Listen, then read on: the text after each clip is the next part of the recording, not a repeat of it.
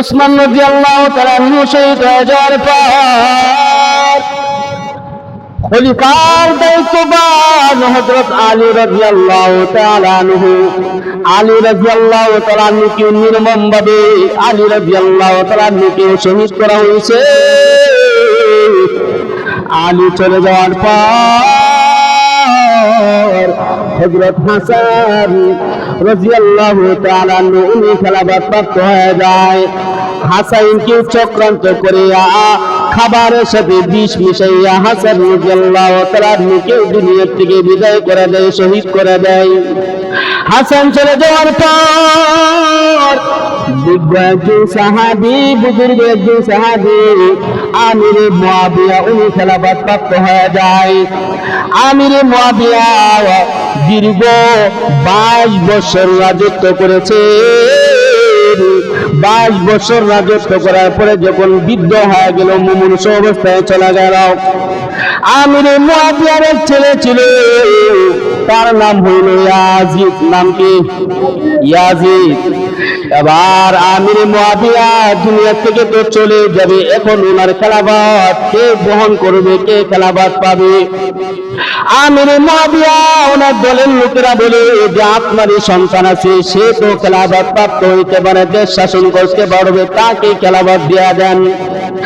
এইভাবে বলার পরে আমিরে মুয়াবিয়া ডাইরেক্ট ঘোষণা দেয় নাই যে সেই খলিফা হবে, কিন্তু বলার পরে আমিরে মুয়াবিয়া ঠিক আছে দেখা যাক কি করা যায়, এই কথা বলেছে।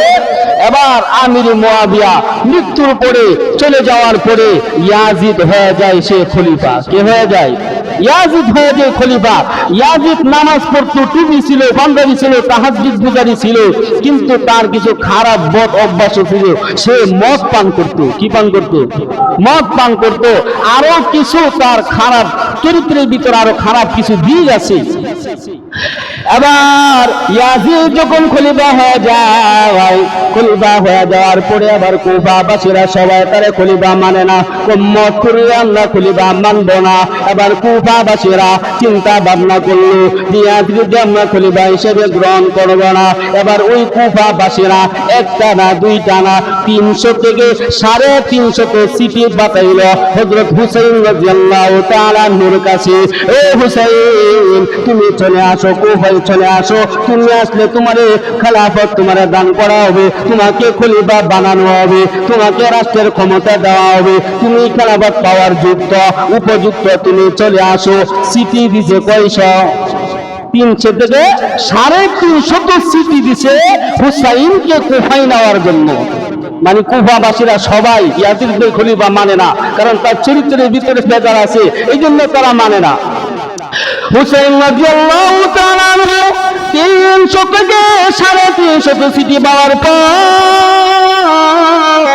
হুসাইন রাদিয়াল্লাহু তাআলা আনহুর আপন চাচাতো ভাই মুসলিম ইবনে আকিলকে পাঠিয়ে দিলেন, যাও কুফার মধ্যে চলে যাও, গিয়া দেখো ওইখানে কি যাওয়ার পরিবেশ আসেনি। কারণ কুফাবাসীরা হুসাইনের ভাই হাসাইনকে আগে খাবারের সাথে বিষ খাওয়াইয়া এই মুসলমান হাসাইনকে দুনিয়া থেকে বিদায় করেছে চক্রান্ত করিয়া। এই জন্য হুসাইন ভয়ে ওই কুফায় যাইতে চায় নাই। এবার মুসলিম ইবনে আকিলকে পাঠায় দিয়ে যাও, তবে আরো কি করে আসো, গিয়া দেখো যাওয়ার মতো কোনো পরিবেশ আছে কিনা, আমার খলিফা হিসাবে সবাই মেনে নেবে কিনা। এবার মুসলিম ইবনে আকিল 2টা সন্তান ছিল, 2টা সন্তানকে নিয়ে উনি কুফায় চলে গেল। কুফায় চলে যাওয়ার পর আবার মুসলিম ইবনে আকিলের কাছে 1000 না 2000 না 18000 ও মুসলমান হুসাইনের পক্ষে খেলাফতের পক্ষে 18000 মানুষ তারা খেলাফতে হুসাইনের খেলাফত পাওয়ার জন্য 18000 মানুষ মুসলিম ইবনে আকিলের কাছে বায়াত গ্রহণ করলো, কথা দিল যে আমরা সবাই হুসাইনকে খলিফা হিসাবে মেনে নিলাম। সুবহানাল্লাহ বলেন। কয় হাজার? 18000 মানুষ তারা সাক্ষ্য দিচ্ছে যে আমরা হুসাইনকে খলিফা হিসাবে মেনে নিব। এবার মুসলিম ইবনে আকিল যখন কুফায় চলে গেল, 18,000 মানুষ যখন মুসলিম ইবনে আকিলের হাতে বায়াত গ্রহণ করলো, হুসাইনকে খলিফা হিসেবে তারা মেনে নিল, তারা মেনে নেবে। এবার এই আওয়াজটা চলে গেল ইয়াজিদের কাছে। ইয়াজিদের কাছে কার কাছে? ইয়াজিদের কাছে।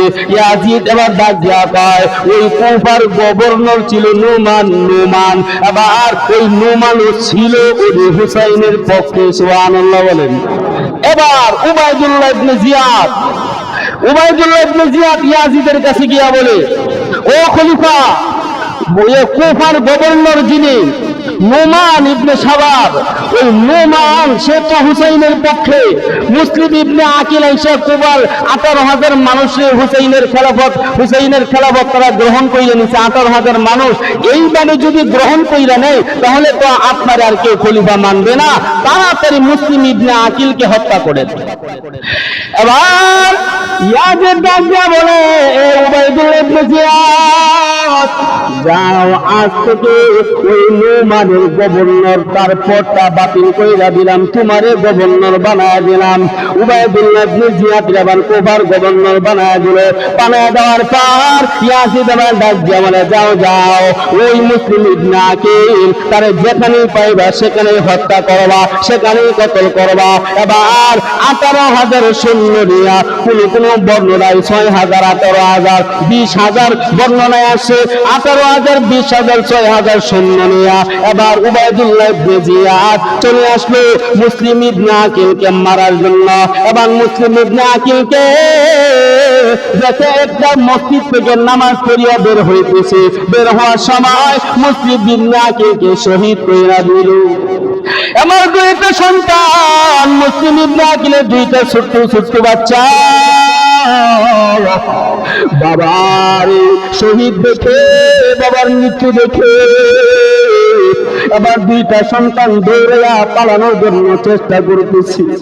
দৌড়াইয়া যাইতে যাইতে একটা বাগানের ভিতরে পালায়ন করলো, বাগানে চলে গেল।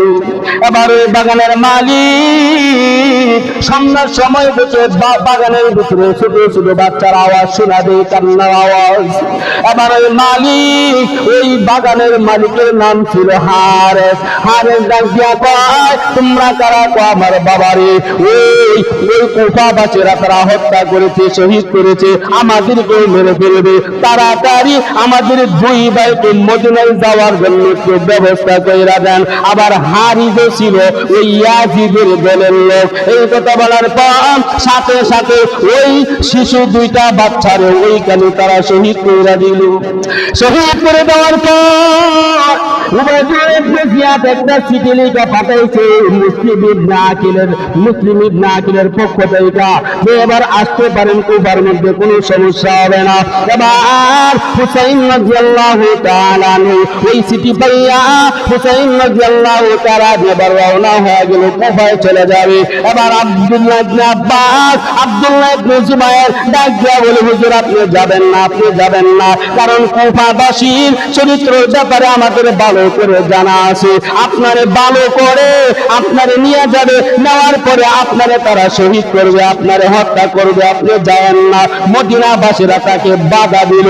বাধা দেওয়ার পরেও হুসাইন রাদিয়াল্লাহু তাআলা তিনি বাধা মানেন নাই। বাধাকে অপেক্ষা করে হুসাইন রাদিয়াল্লাহু তাআলা রওনা হয়ে গেল।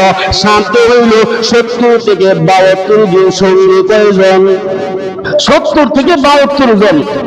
আবার 70-72 জনের ভিতরে শিশু বাচ্চা আছে, আবার মহিলা আছে। কারণ হুসাইন উনি তো যাইতেছে যুদ্ধ করার জন্য না, কারণ ওই কুফা থেকে চিঠি আছে তারে খলিফা বানাবে, তারে খলিফা হিসাবে তারা মেনে নেবে। এই চিঠি পাইয়া হুসাইন রাদিয়াল্লাহু তাআলা আবার 72 জন লোককে নিয়ে রওনা হয়ে গেল। এই মুসলমান ওই কুফার দিকে যখন যায়, ওই কুফায় যাওয়ার আগে এই মুসলমান ফুরাত একটা নদী আছে, ফুরাত নদী। এই মুসলমান ওই ফুরাত নদীর প্রান্তরে কারবালার ময়দান, কারবালার প্রান্তর হুসাইন রাদিয়াল্লাহু তাআলা আনহু ওই 72 জনকে নিয়ে যখন ওই কারবালার প্রান্তরে চলে গেল, ওই দিক দিয়া 6,000 সৈন্য নিয়ে উবাইদুল্লাহ ইবনে জিয়াদ তারা রেডি হয়ে আছে। হুসাইন আসবে হুসাইনকে কুফায় ঢুকতে দেওয়া যাবে না, যাবে না। হুসাইন এই কারবালার প্রান্তরে আসার সাথে সাথে তাকে হত্যা করা হবে, তাকে শহীদ করে দেওয়া হবে। আবার হুসাইন রাদিয়াল্লাহু তাআলা আনহু এই কারবালার প্রান্তরে যখন চলে গেল, তাকায় দেখে ৬০০০ সৈন্য উবাইদুল্লাহ ইবনে জিয়াদ সবাই হাতের মধ্যে তলোয়ার নিয়ে দাঁড়ায় আছে। হুসাইন রাদিয়াল্লাহু তাআলা আনহু ওনার বস্তি আর বের হলো না। মনে হয় আজকে আমার জীবনের শেষ দিন হয়ে যাবে। আমার মিথ্যা চিঠি দিয়া এখানে এনেছে, আজকে তো মনে হইতেছে আমার মেরে ফেলবে। আবার হুসাইন রাদিয়াল্লাহু তাআলা আনহু উবাইদুল্লাহ ইবনে জিয়াদের কাছাকাছি যখন চলে গেল, জিজ্ঞাসা করে, হে হুসাইন কোথায় যাও? কুফায় যাবো। তোমার কুফায় যাইতে দেওয়া হবে না, তুমি যাইতে পারবা না। আবার উবাইদুল্লাহ ইবনে জিয়াদ ডাক দিয়া বললে, হে হুসাইন কুফায় তো যাইতে পারবা না, বরং তোমাকে আজকে এখানে শহীদ করা হবে। তোমাকে খলিফা হিসেবে কেউ মেনে নেবে না। তোমার মিথ্যা চিঠি দিয়ে তোমার এখানে আনছে তোমারে মারার জন্য, তোমাকে হত্যা করার জন্য। নাউজুবিল্লাহ। আবার হুসাইন রাদিয়াল্লাহু তাআলা আনহু ওই কারবালার প্রান্তরে একটা তাবু গাড়লেন। ওই তাবুর ভিতরে ৭২ লোক, তারা ওই তাবুর ভিতরে তারা অবস্থান করলেন। হুসাইন রাদিয়াল্লাহু তাআলা আনহুর বিবি ছিল, আবার ৬ মাসের দুধের বাচ্চাও ছিল ওই কাফেলার ভিতরে। আবার এইভাবে দিন ২ দিন যাইতেছে, কুফায় যাইতে দেয় না। এই মুসলমান ওই কুফার ভিতরে এমন সময় একটা কান্নার আওয়াজ শোনা যাইতেছে। এবার হুসাইন রাদিয়াল্লাহু তাআলা আনহু কুফার মধ্যে গিয়া দেখে তার ৬ মাসের দুধের বাচ্চা পানির জন্য কান্নাকাটি করতেছে। কারণ ওই যে হুসাইনের বিবির স্তনের ভিতরে কোনো দুধ নাই, কারণ ওই তাবুর ভিতরে মরুভূমির ভিতরে কোনো পানি নাই, কোনো খাবার নাই। মা যদি খাবার না খায়, পানি না খায়, বুকে দুধ আসবে না? বলেন, দুধ আসবে না, বুক শুকায় গেছে। আবার হুসাইন রাদিয়াল্লাহু তাআলা আনহু ওই ৬ মাসের দুধের বাচ্চা হাতের মধ্যে নিয়া উবাইদুল্লাহ ইবনে জিয়াদকে বলতেছে, উবাইদুল্লাহ ইবনে জিয়াদ, সামনেই তো ফুরাত নদী দেখা যায়,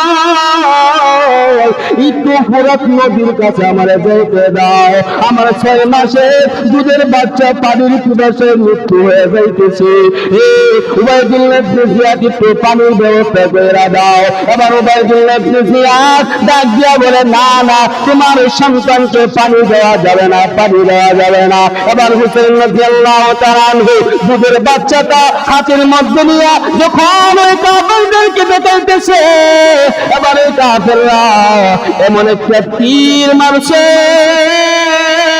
এমন একটা বল্লম মারছে, ওই ৬ মাসের শিশু বাচ্চার বুকের সামনে দিয়ে দুইকে পিছন দিক দিয়ে বের হয়ে গেছে।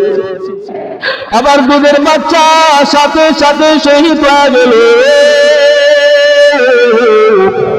বাবার হাতে, বাবার কোলে ৬ মাসের শিশু বাচ্চা শহীদ হয়ে গেল। আবার হুসাইন রাদিয়াল্লাহু তাআলা আনহু আবার বিবিরে ডাক দিয়ে বলবে, না তোমার সন্তানকে মৃত্যুর প্যালা পান করে দিলাম। আল্লাহু আকবার বলে। এবার হুসাইন রাদিয়াল্লাহু তাআলা আনহু সন্তানকে মার কাছে দেওয়ার পরে এবার হুসাইন রাদিয়াল্লাহু তাআলা আনহু এবার তার ওই যে ৭০ জন লোক ছিল, সবাই যুদ্ধের ময়দানে নেমে গেল, সবাই যুদ্ধ করতেছে। হুসাইন রাদিয়াল্লাহু তাআলা আনহু যুদ্ধ করতেছে। এবার হুসাইন রাদিয়াল্লাহু তাআলা আনহুর ওই যে সাথে যে ৭০-৭২ জন লোক ছিল, এক এক করে সবাই তারা শহীদ হয়ে গেছে। কারণ ৬০০০ সৈন্যের কাছে মাত্র ৭০-৭২ জন লোক তো কিছুই না, জোরে কোন ঠিক কিনা? তারা ৬০০০ সৈন্য আর তারা হলো ৭০ জন বা ৭২ জন লোক, তাহলে ৬০০০ সৈন্যের কাছে তারা কেমনে ঠিকে?